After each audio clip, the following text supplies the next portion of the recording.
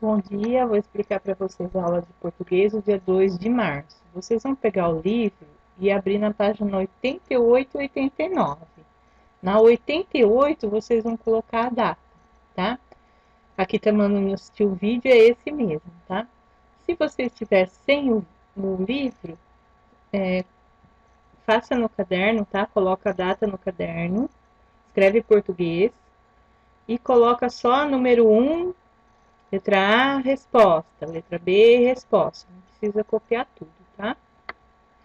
Então, aqui na página 88, temos uns trechos de um livro, tá? O livro chama O Meu Amigo Pintor.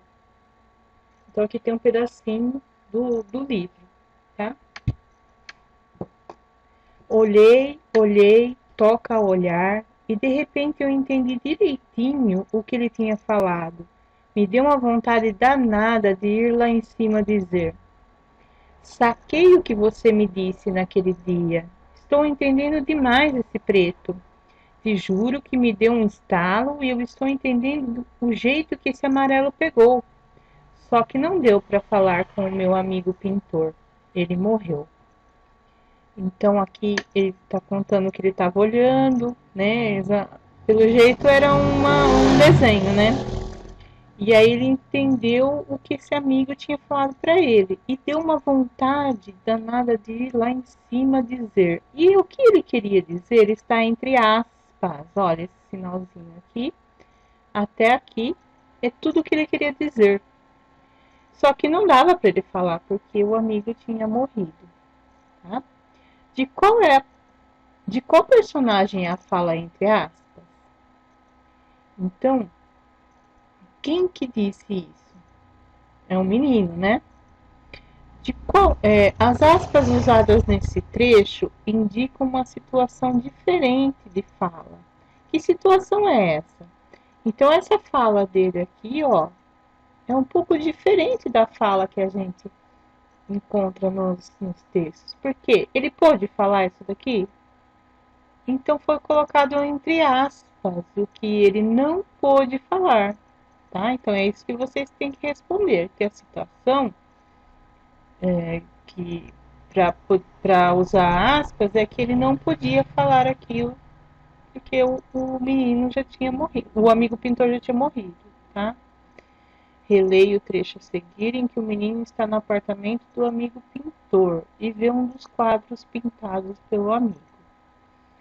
Fui lá, não aguentei olhar para ele assim morto. Virei a cara para a parede e dei de cara com um quadro que ele tinha pintado, uma mulher amarela. Aqui começa um trecho com parênteses, tá? Um dia ele me disse que ela estava assim toda amarela porque ela tinha acordado contente. E, e eu, que ainda não sacava nada de cor, fiquei achando que era birutice de pintor. E fecho parênteses. Não deu para ficar lá em cima. Voltei correndo para o meu quarto. Assinale a alternativa correta. O trecho que está entre parênteses, que é esse sinal aqui, ó, desde aqui até aqui. Ele revela fatos que dão sequência aos acontecimentos que aconteceram anteriormente, ou ele revela fatos que aconteceram em um tempo anterior ao que o menino está relatando.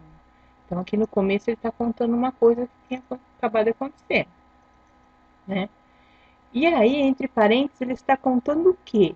Uma coisa que aconteceu logo antes ou uma coisa que aconteceu bastante tempo antes, tá?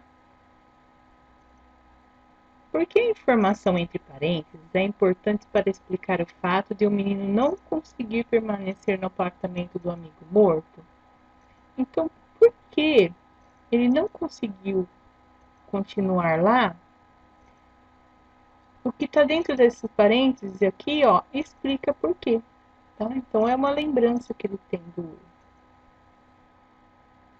do amigo pintor, né? No trecho a seguir, o menino se dá conta de que o relógio do apartamento do amigo pintor deixou de bater. Hoje ficou tudo branco, o relógio não bateu mais. Que vontade de ir lá dar corda nele. A porta está trancada. Quem é que ficou com a chave? A tal Clarice. Mas a corda do relógio acabou. Ela levou a chave. Mas o relógio, ela diz que volta aqui. Quais personagens estão dialogando? Então, não precisa aqui responder o nome dos personagens, porque teria que ler o texto, tá? E eu não mandei o texto para vocês. E se quiser voltar umas páginas, vocês vão achar o texto do pintor, tá?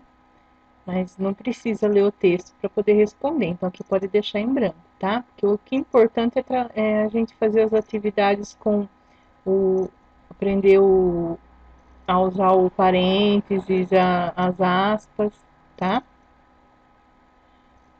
Esse diálogo indica uma situação apresentada nessa história ou faz parte de um diálogo que o personagem gostaria de ter? Que sinal no texto confirma sua resposta? Então, tem esse sinal aqui. Como que é o nome desse sinal? Ó? Quando tem esse sinal, realmente os personagens estão falando, tá?